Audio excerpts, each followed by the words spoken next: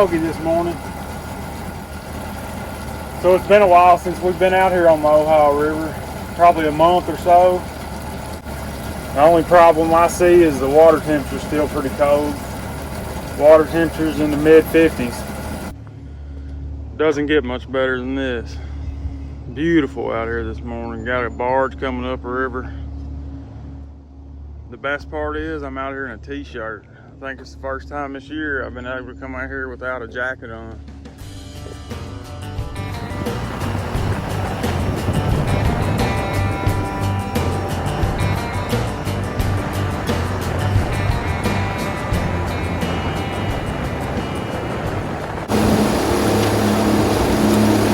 Get down, Landon. Cover your head up. These things will hurt you.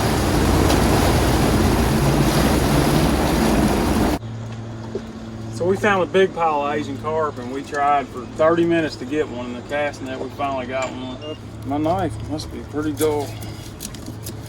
We're gonna chunk this thing up, put it in this little tub we got over here.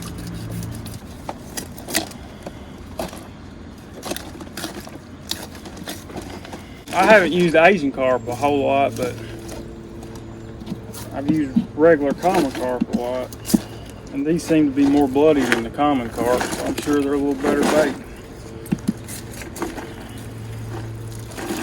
And it's good to get them out of the water. You may as well do something with them. All right, let's go fishing, guys. Little guy had some motivation.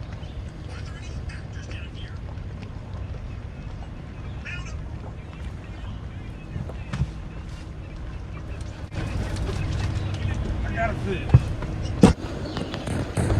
Not a big fish, but we caught him on an Asian carp. We got it in the other line, that's why it's so heavy.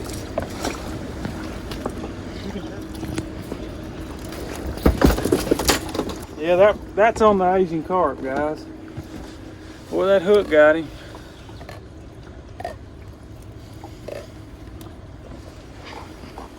We're not in deep water here. It's like 15 foot deep, so that's not air, that's food. He's been eating.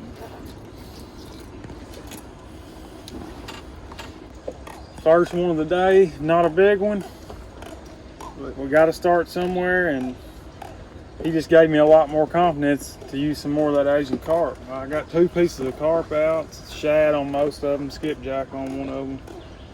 He chose the Asian carp, so. Well, he's bleeding a little bit, but it's just from his lip. Y'all seen where he's hooked. I don't know how well you guys can pick it up on the camera, but right down there, it's pouring down rain. Right there. I can deal with the rain as long as we don't have a bunch of wind and lightning and all that junk. If it gets too wild, I might ask these guys if I can go up in their workshop here with them.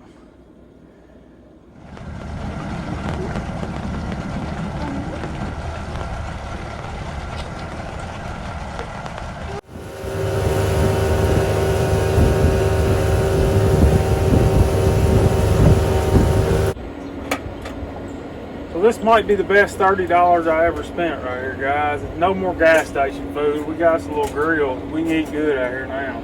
A little propane grill that I found on Amazon. Got an adjustable burner on it.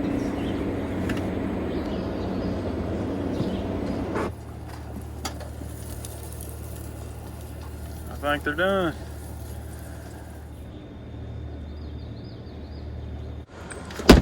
I'm gonna cut another piece of this carp up here. I'll show you guys what I'm doing. I'm just cutting it in strips. Just like this.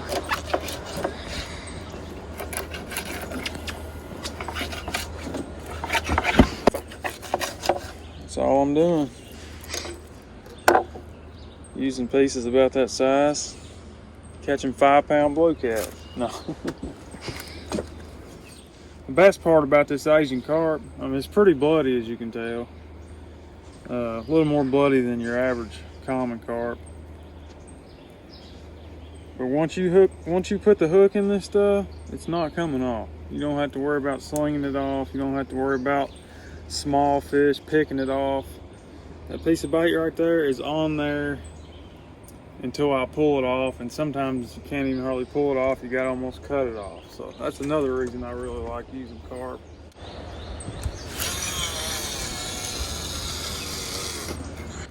As Catfish Dave would say, I can cast 6 miles. I think it was 6. It's out there in about 35 foot of water.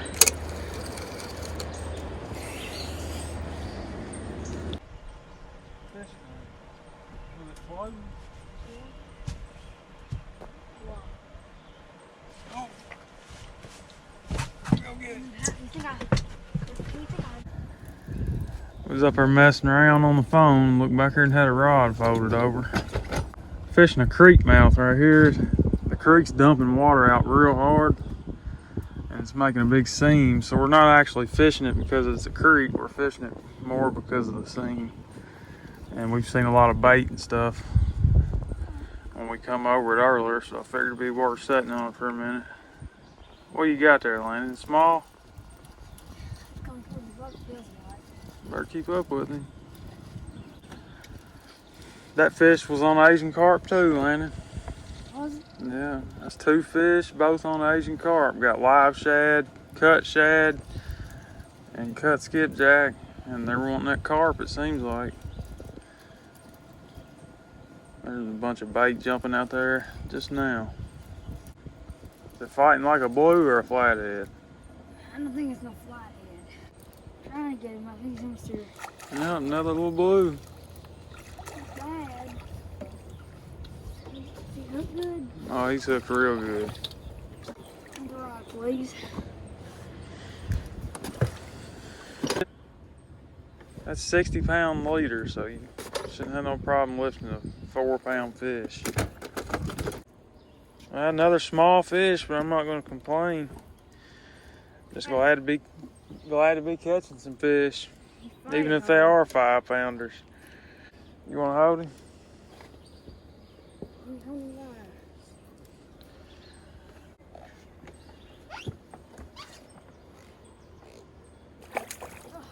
Got you all wet, didn't he? So the storms rolled back in and we ended up calling it a day a little bit early. But the next morning I headed to my local river close to home. I had all different kinds of bait, but the Asian carp, once again, was what I caught the fish on. We're gonna try to go out here and catch some flatheads today on the Kentucky River. It's just for those of you who don't know, the Kentucky River is just a small river that dumps into the Ohio River. It's a few miles from my house, so it makes it real convenient. Catching bait here can be tricky.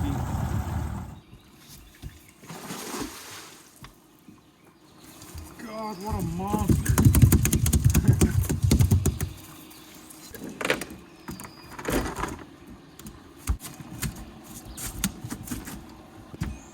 Check that thing out. It's right at 15 inches, man. It's a big old shad.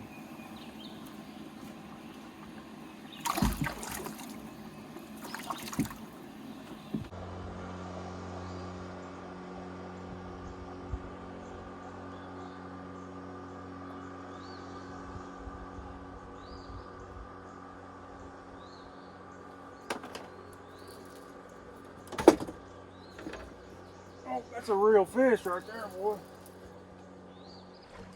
Feels like a flathead. And that was on a piece of the cut carp. When I picked up on him, he felt heavy, but he don't feel like much now. Oh, there he pulled a little bit there. It's a flathead.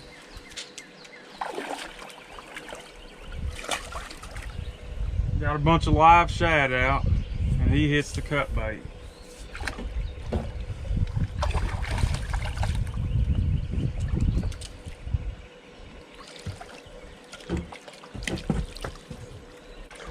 Oh yeah, super nice fish, covered in mud.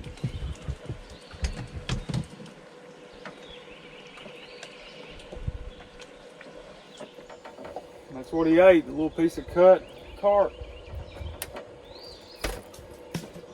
Those fillets just kind of flutter in the current. I think a lot of times they think it's live. Water's fresh. Nice little flathead. So we don't always catch big fish every trip, guys, but one thing we always do is learn. This weekend I gained a ton of confidence in Asian carp. From now on, anytime I have the opportunity to get them, I'll definitely be using them for bait, and I think you guys should do the same. You might be surprised on just how good of a bait it is. But as always, I want to thank you guys for watching. God bless you guys. We'll see you next week.